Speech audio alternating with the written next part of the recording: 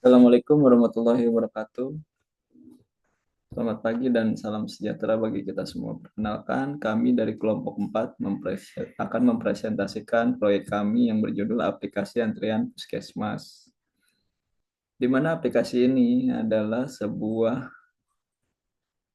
solusi digital inovatif untuk meningkatkan efisiensi layanan kesehatan di puskesmas.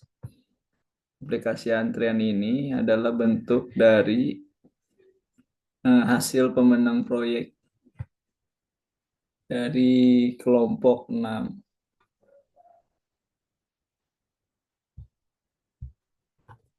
Kemudian untuk orang-orang yang terlibat dalam pembuatan aplikasi antrian puskesmas ini diantaranya yaitu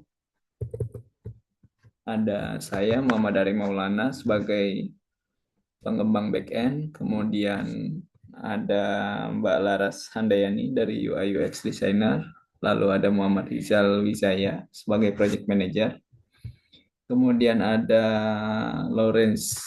Laurenza Belinka Hartono sebagai quality assurance, kemudian ada Muhammad Taufik Umar sebagai pengembang front end, lalu ada Marinda Rensa Kartika Putri sebagai sistem analis, kemudian ada Muhammad Rangga Adit Maulana sebagai data engineer, lalu yang terakhir ada Marta Nadifa Fajriani sebagai marketing dan komunikasi. Oke, lanjut tentang kami, di mana Medistream Teknologi adalah sebuah perusahaan yang menghadirkan solusi digital inovatif untuk industri kesehatan. Kami fokus pada pengembangan teknologi seperti sistem manajemen, antrian platform, telemedicine, dan integrasi data kesehatan berbasis cloud. Dengan visi merevolusi layanan kesehatan, kami berkomitmen untuk meningkatkan produktivitas, kenyamanan pasien, dan efisiensi operasional melalui teknologi yang aman, handal, dan mudah digunakan. Adapun demikian, tidak menutup kemungkinan aplikasi ini bisa kami jual secara terpisah dengan aplikasi yang sistem putus atau tidak berbasis cloud. Kemudian untuk misi kami adalah menciptakan ekosistem medis yang terhubung untuk masa depan, di mana layanan kesehatan agar bisa lebih baik dari yang sekarang. Oke, untuk slide berikutnya nanti akan ada beberapa rekan kami yang akan memaparkan. Silahkan ditunggu.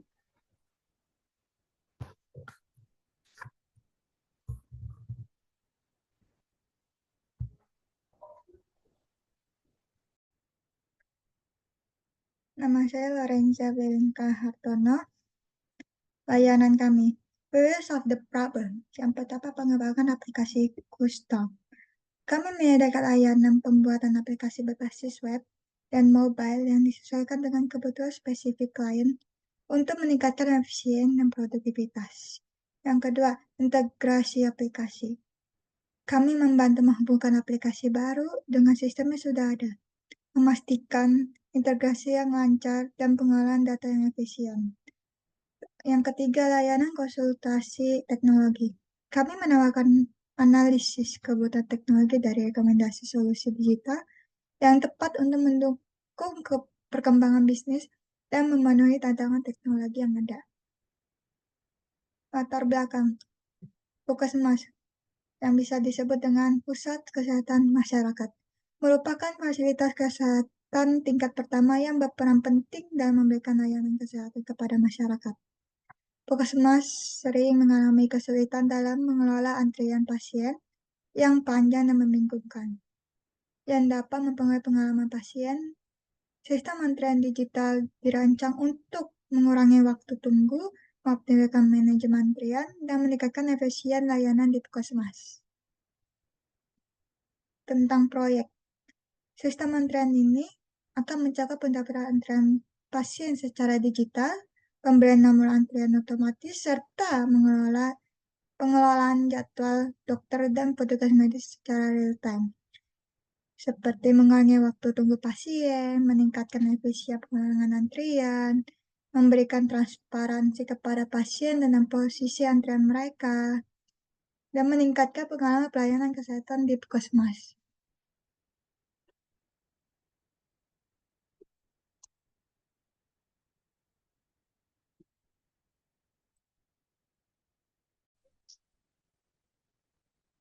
Baik, yang selanjutnya adalah penawaran produk dari kami. Fitur-fitur utama yang kami tawarkan adalah satu, pasien dapat mendaftar melalui aplikasi atau website yang dimana bisa diakses di mana-mana, ataupun juga dapat mendaftar pada kios pendaftaran di lokasi. Kemudian adanya nomor antrian secara otomatis. Kemudian penjadwalan layanan juga sudah berdasarkan pada jenis layanannya masing-masing. Kemudian kami juga memfasilitasi adanya pemberitahuan secara real time. Kemudian adanya informasi antrian yang real time melalui aplikasi atau layar TV di ruang tunggu puskesmas. Kemudian kami juga sudah dapat mensinkronisasi data pasien dengan sistem rekam medis elektronik yang ada. Kemudian kami juga menyediakan laporan dan analitik. Dan yang terakhir, kami juga menyediakan statistik pasien dan waktu tunggu untuk pengevaluasi layanan yang sudah dilakukan. Kemudian keunggulan dari produk kami adalah yang pertama, mengurangi crowded. Jadi di puskesmas itu antriannya lebih teratur dan membuat nyaman para pasiennya. Kemudian adanya efisiensi operasional karena alur pelayanan lebih cepat eh, dilaksanakan. Kemudian produk kami itu mudah digunakan karena ramah pengguna untuk para pasien dan staf. Dan produk kami itu juga mempunyai keunggulan fleksibel, di mana dapat diintegrasikan dengan sistem yang sudah ada. Kami juga mempunyai penawaran khusus, yaitu gratis konsultasi sesuai kebutuhan puskesmas masing-masing, dan kami juga mempunyai diskon spesial untuk pemesanan awal. Metode yang kami kerjakan yaitu menggunakan metode Agile Development, yang biasanya kami membangun aplikasi ini memakan waktu sampai dengan 1 bulan. Kemudian jika ada perubahan kami bisa akomodasi. Kemudian kami juga fokus untuk produk kami segera digunakan sedini mungkin. Dan kelebihan metode ini adalah metode ini responsif terhadap perubahan dan cocok untuk proyek yang kompleks.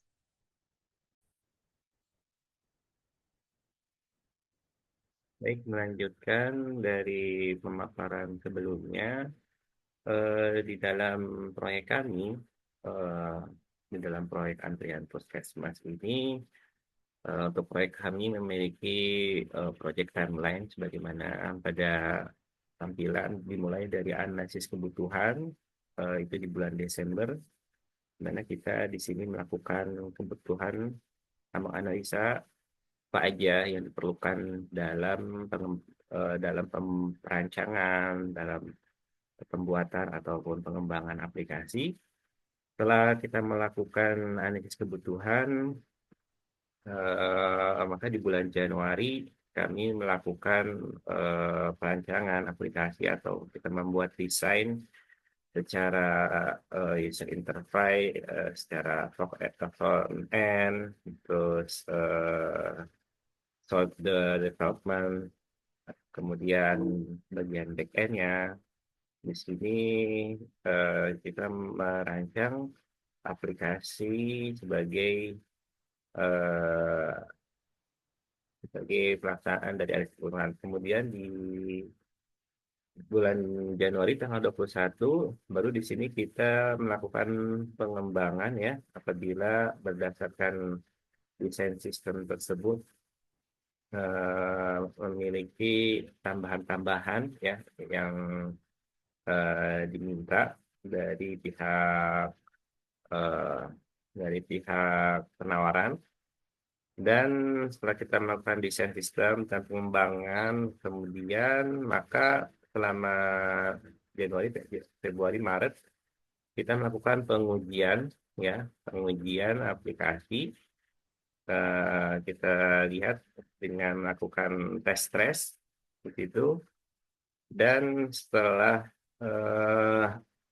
aplikasi ini running well, ya, maka eh, kita melakukan implementasi ya di bulan Maret, maksud saya ini di bulan April, yaitu eh, eh, secara real time. Ya, kita melakukan setelah di bulan Maret melakukan UAT dan TLK, maka kita lakukan implementasi aplikasi rencananya akan di bulan April. Nah, selanjutnya di sini kita memiliki anggota tim IT di mana pihak klien dapat menghubungi apabila terjadi kendala atau masalahkan. Di sini project manager dipimpin oleh M. Ali Maulana, kemudian sistem analyst dipegang oleh M. Hizal Wijaya, dan saya sendiri sebagai quality insurance yang Umar. Ada juga di sini mendesain UI user enterprise oleh Laras, dan kemudian front end-nya oleh Lorenza, dan kita juga dan juga ada back-end dipegang oleh Marina Rensa. Kemudian ada back-end dipegang oleh Marinda Rensa dan Rangga. Dan untuk quality insurance juga dipegang oleh saya dan Marta Nadifa. Nah, ini klien dapat menghubungi pihak terkait ataupun manajer proyek dapat melakukan koordinasi dengan anggota tim yang ada di proyek kami ini. Selanjutnya, pihak-pihak yang terkait, apa saja pihak-pihak yang terkait pada proyek kami. Tentunya di sini klien kami yang paling utama adalah pihak medisnya, yaitu yang terdiri dari Puskesmas sebagai instansi pemerintah, instansi pemerintah daerah yang saat ini memiliki kewenangan sebagai BLUD ya. Kemudian ada tenaga medis, yaitu para dokter, para perawat, ataupun para staf administrasi, ya. Ini kita masukkan sebagai bagian dari bidang medis. Kemudian ada tentu saja pasien di sini menjadi pihak yang paling penting karena antian ini berfungsi untuk memberikan pelayanan secara cepat kepada pasien untuk melakukan pendaftaran pada saat pasien akan melakukan berobat ataupun tindakan medis lainnya. Dan kemudian di sini ada vendor server, yaitu kami sekaligus pihak dari project development, ya juga memberikan pelayanan berupa vendor server ya. Ketika dalam pengembangan terjadi satu masalah, sistem error ataupun database-nya crash, maka ini kami sebagai pihak menjadi bagian dari vendor server itu sendiri. Baik, itu saja dalam bagian saya untuk mempresentasikan dari proyek antrian aplikasi NTF Puskesmas ini. Wabillahi taufiq wal hidayah. Assalamualaikum warahmatullahi wabarakatuh. Saya tutup coba. Stop.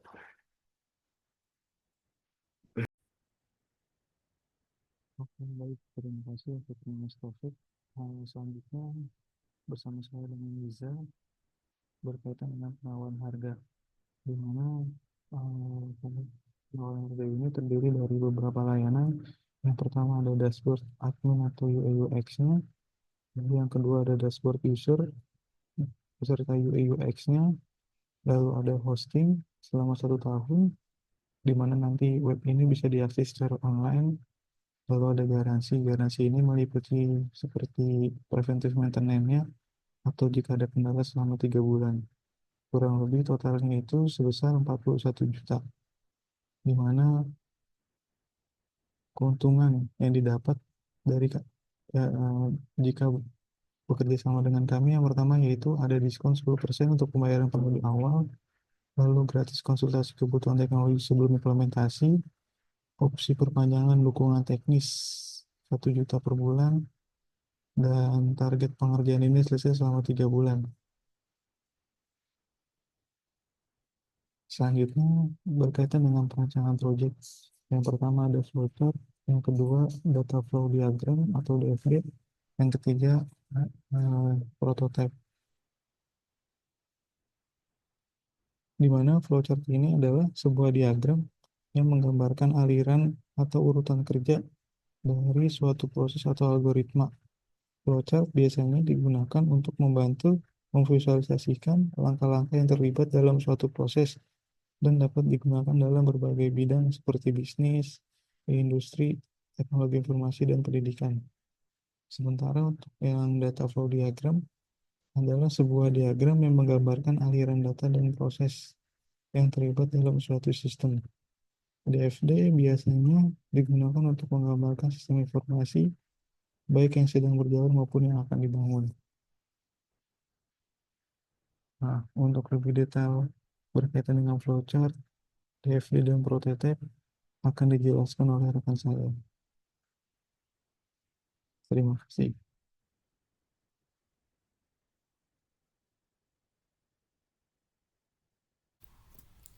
Oke, baik. Di sini saya akan menjelaskan flowchart yang telah dibuat oleh kelompok kami. Oke, di sini terdapat 2 role, yaitu role admin dan user. Oke, untuk role admin sendiri, yang pertama, ketika memulai masuk ke aplikasi, admin akan melakukan login. Nah, setelah itu di beranda, admin akan memilih mengambil antrian, panggilan antrian, atau tambah poli, lalu selesai. Sedangkan pada role user berikut flowchartnya, yaitu saat memulai maka user akan masuk ke halaman aplikasi. Ketika user belum memiliki akun, maka user wajib melakukan registrasi atau daftar peserta. Nah, setelah daftar peserta maka akan melakukan proses login. Nah, tetapi ketika si user telah memiliki akun maka akan langsung diarahkan ke halaman login. Setelah itu user akan mengambil nomor antrian dan setelahnya akan melakukan cetak antrian lalu selesai. Oke, data flow diagram. Nah, data flow diagram atau DFD yaitu sebuah diagram yang menggambarkan aliran data dan proses yang terlibat dalam suatu sistem. DFD biasanya digunakan untuk menggambarkan sistem informasi, baik yang sedang berjalan maupun yang akan dibangun. Nah, berikut merupakan DFD yang telah dibuat oleh kelompok kami. Pada data flow diagram level 0 yang pertama, di sini terdapat pasien, sistem antrian pasien, dan petugas. Nah, di sini pasien bisa mendaftarkan diri mereka untuk mengambil nomor antrian pasien dan juga dapat melihat informasi antrian pasien. Nah, pada sistem antrian pasien sendiri akan mengelola data antrian pasien dan memberikan informasi mengenai list data pasien kepada petugas. Nah, di bagian petugas sendiri dia dapat melihat list informasi antrian dari pasien dan melakukan pemanggilan nomor antrian. Oke, selanjutnya pada data flow diagram level 1 yang merupakan dekomposisi dari data flow diagram level 0 yang sudah saya jelaskan tadi, di sini terdapat beberapa flow, antara lain petugas pendaftaran atau pasien melakukan request data antrian pasien. Nah, di sistem ini akan menghasilkan informasi nomor antrian pasien yang akan disimpan pada data antrian. Selanjutnya, petugas pemanggilan akan melakukan request data untuk pemanggilan nomor antrian. Nah, jadi sistem akan mengambil informasi nomor antrian dari data antrian dan memperbarui status pemanggilan.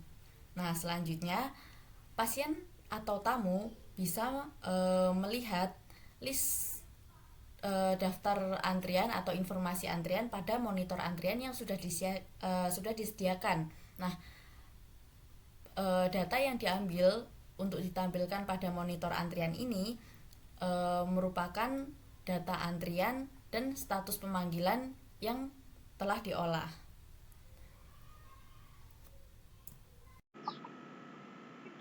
Terima kasih Rensa. Selanjutnya saya akan menjelaskan bagian berikutnya, yaitu tentang tampilan prototipe aplikasi yang kami buat. Di sini ada tampilan menu login. Menu login tampilannya seperti ini. Ada kolom username dan password. Sebelum login, ada juga fitur pendaftaran registrasi dengan menginputkan nomor KTP, nama lengkap kita, jenis kelamin, tanggal lahir, alamat, nomor telepon, username, dan password. Setelah melakukan fitur pendaftaran, pengguna bisa login menggunakan web aplikasi kita yang tampilannya seperti menu login ini. Selanjutnya, di aplikasi kita ada fitur antrian. Ini tampilan saat menampilkan tampilan antrian kita setelah login dan daftar. Nanti di sini kita terlihat nomor antriannya berapa, ke poli apa, lalu bisa kita cetak juga nomor antriannya, lalu jenis polinya umum.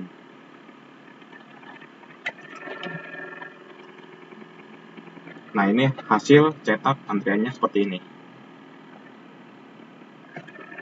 beserta tanggalnya juga.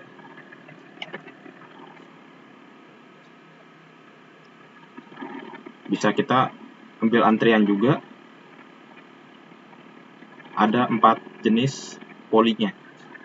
Jadi kita menyesuaikan untuk mempermudah proses pengantrian. Lalu selanjutnya ada fitur informasi.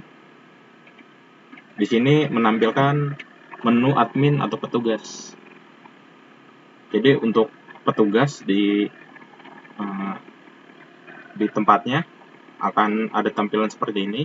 Jadi untuk admin ini, di sini menampilkan informasi jumlah poli yang mendaftar gitu, ke poli apa, daftar ke berapa gitu.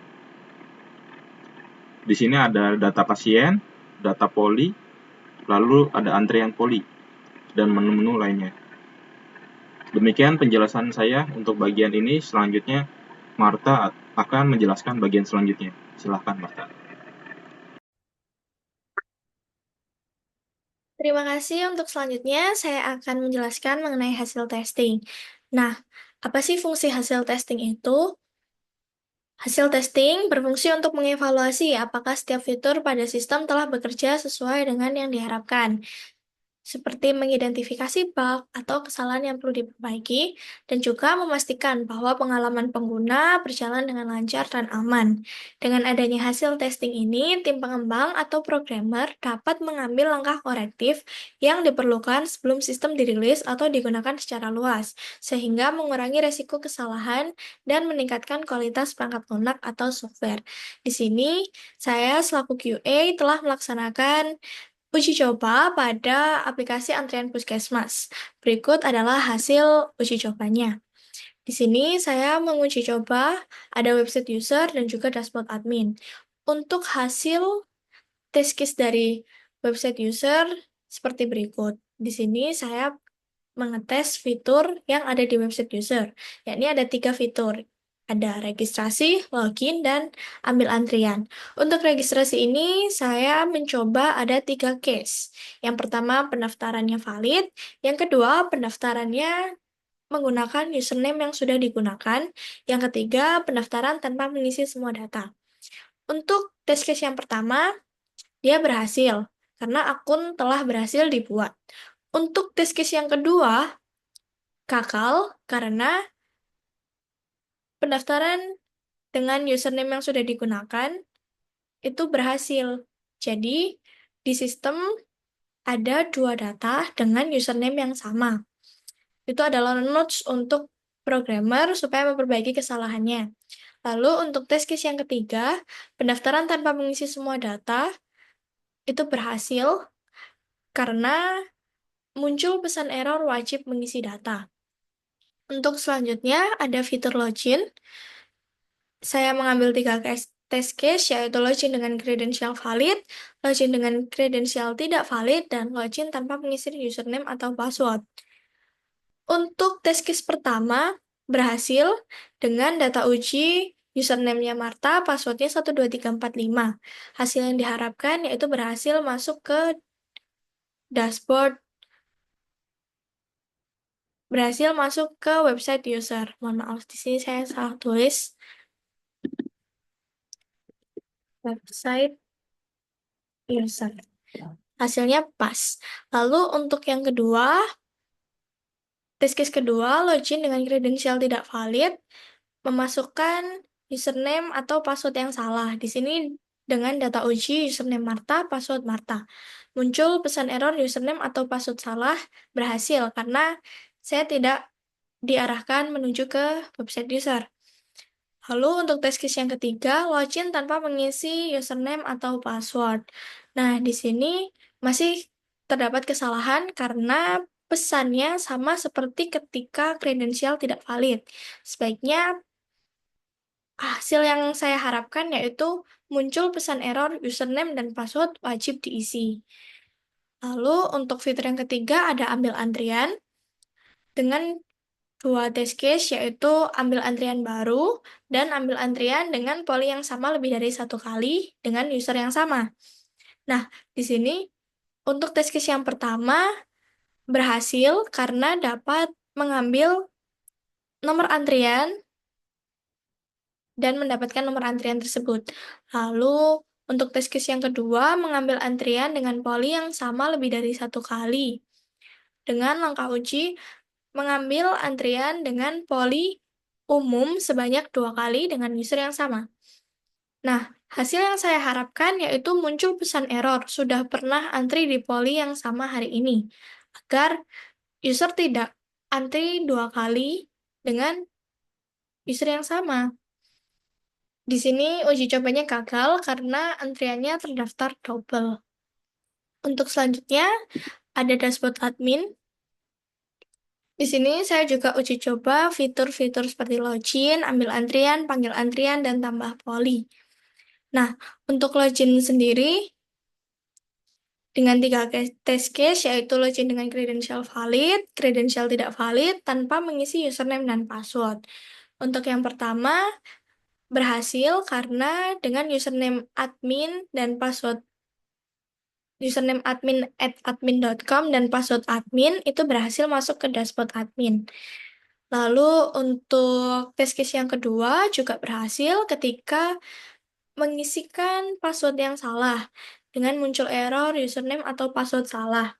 Lalu untuk test case yang ketiga, login tanpa mengisi username dan password gagal karena pesan yang ditampilkan sama seperti ketika kredensial tidak valid. Lalu untuk fitur ambil antrian di sini dengan test case ambil antrian baru itu berhasil karena setelah mengisi form dengan nama dan poli serta dengan nama poli dan nama pasien yang sesuai, lalu klik tombol ambil antrian, hasil yang diharapkan juga sesuai, muncul nomor antrian baru. Lalu fitur panggil antrian, memanggil antrian berikutnya, klik tombol panggil pada nomor antrian aktif. Nah, jadi nanti akan muncul detail nomor antrian yang ditampilkan di layar. Ada nama pasien dan poli apa. Lalu untuk fitur tambah poli, di sini ada test case tambah poli baru dengan data valid, serta tambah poli tanpa mengisi nama poli. Untuk test case yang pertama, dia berhasil karena dapat menambahkan dan tampil di daftar poli, list poli. Lalu untuk test case yang kedua, gagal karena tanpa mengisi nama poli serta singkatannya, dia tetap menyimpan data yang kosong. Nah, itu adalah contoh yang harus diperbaiki oleh tim programmer. Terus sekian adalah hasil testing dari saya selaku QA. Terima kasih. Mohon maaf apabila kelompok kami ada kesalahan. Wassalamualaikum warahmatullahi wabarakatuh.